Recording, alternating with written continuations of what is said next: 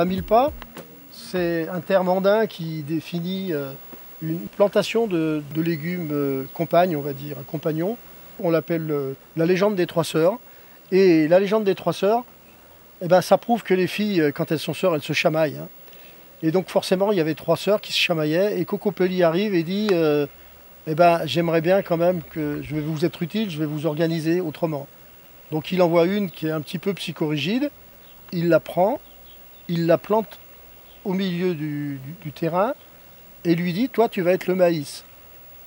Il voit une autre sœur qui est un peu comme un préado, qui ne sait pas quoi faire de ses bras et de ses jambes. Et alors Cocopelli lui dit toi, tu vas être le haricot. Je vais te planter au pied de ta grande sœur et tu vas t'accrocher après. Et avec tes racines qui sont pleines d'azote, tu vas nourrir le maïs. Et donc tu vas faire grandir ta grande sœur et toi tu pourras t'accrocher encore plus haut.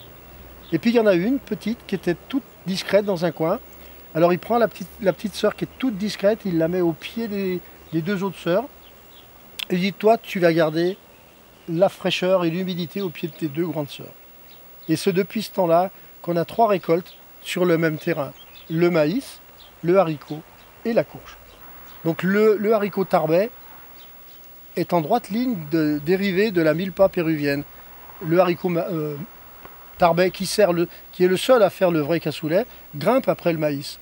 Et on voit même de temps en temps des courges dans les champs de haricots tarbais. Voilà ce que c'est que la milpa ou la légende des trois sœurs. Ce que vous voyez devant là, cette portion de culture un peu sauvageonne, il n'y a aucun arrosage. On laisse les herbes monter parce que plus il y a d'herbes et moins il y a besoin d'eau. Et de toute façon, j'arrose pas ici, hein.